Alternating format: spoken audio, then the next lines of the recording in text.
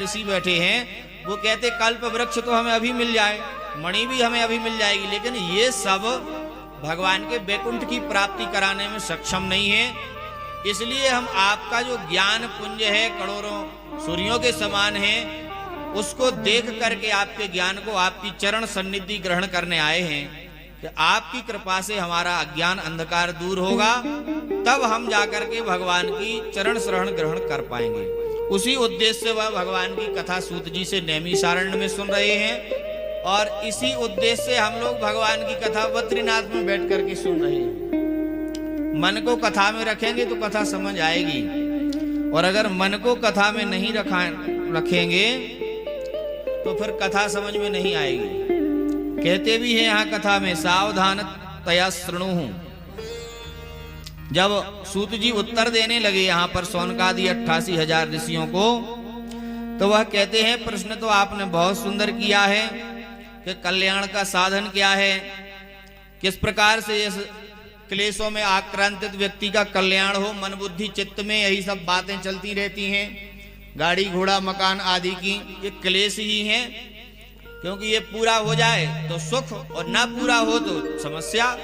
कितने लोग हैं जिनके मनोरथ बना लिए हैं कि ये कार्य करना है, वो जब पूरा नहीं होता है तो कैसी घुटन होती है अंदर, और जिसके द्वारा पूरा नहीं हो रहा है उसे कभी कभी तो बड़ा झगड़ा भी हो जाता है कि ऐसे काम नहीं करने दिया।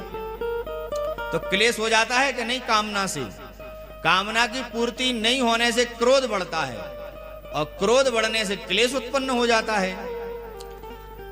तो वह कह रहे हैं सब जो मनुष्य इसमें आच्छादित हो गया है नाना प्रकार के क्लेशों में, इसकी निवृत्ति कैसे होगी, उसका उत्तर जब सूत जी देते हैं तो वो कहते हैं सावधान तय सुनो।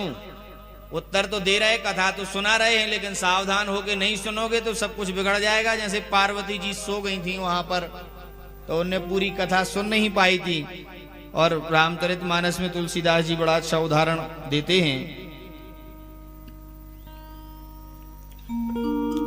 कि जन्म एक दुई कहु बखानी, जन्म एक दुई कहु बखानी, जन्म एक दुई कहु बखानी, सावधान सुनो सुमुख सयानी, सावधान सुनी सुमुख सयानी।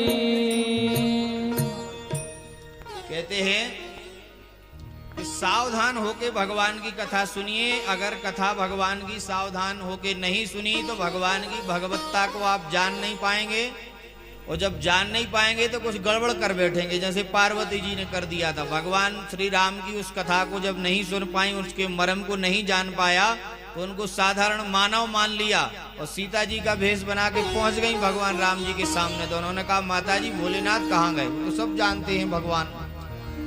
तो वहां से कितना गड़बड़ हुआ कि उनको ये शरीर भी त्यागना पड़ा, और कई जन्मों तक भगवान से विमुख रही, पर कितनी तपस्या करने पड़ी केवल इतने मात्र से कि भगवान के वास्तविक स्वरूप को नहीं जान पाई, क्योंकि कथा में मन नहीं था, कथा में सो गई थी। तो कथा में कभी कभी बैठना तो सहज है, लेकिन उसको श्रवण करने की पद्धति भी होनी चाहिए। श्रवण कैसे करनी है कथा को, अगर इसमें भी आप गड़बड़ करते हैं तो उसके भी दोष हैं, उसके भी परिणाम अलग हैं।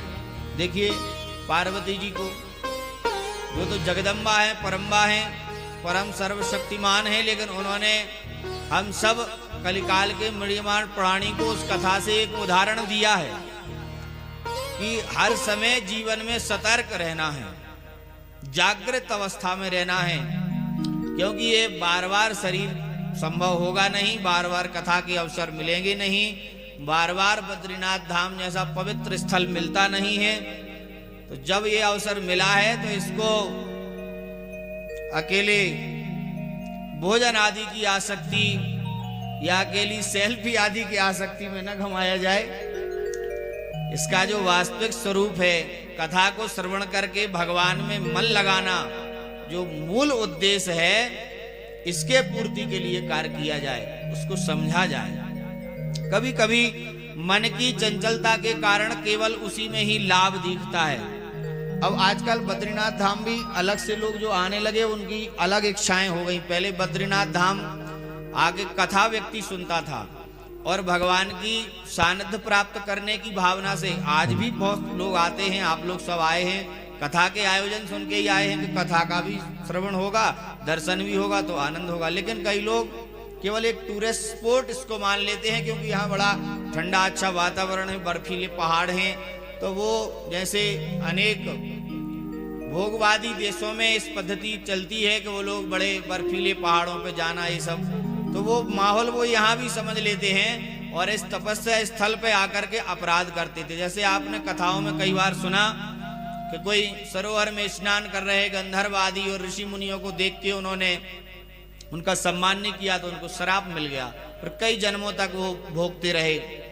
तो ऐसे ही ये भगवान का जो बद्रीनाथ धाम है, ये जो पहाड़ है ये मूर्तिमान स्वरूप हैं। आपको ये सामने पहाड़ दिखता है नारायण का स्वरूप है और आपको पीछे पहाड़ दिख रहा है ये नर उनका स्वरूप है। ये पहाड़ के रूप में नारायण यहाँ विराजित हैं, कोई सहज यहाँ के पहाड़ नहीं है क्या उन पे घूमने के लिए एंजॉय की दृष्टि से आए, जो वास्तविक भगवान का स्वरूप है ये सब। तो इनको आप उस उत्कंठा से आएंगे, उस पिपासा से आएंगे तो इनकी कृपा प्राप्त होगी। नहीं आएंगे तो केवल आपको यहाँ ऐसे ही पहाड़ दिखेंगे और फोटो अच्छी आ जाएंगी आपकी।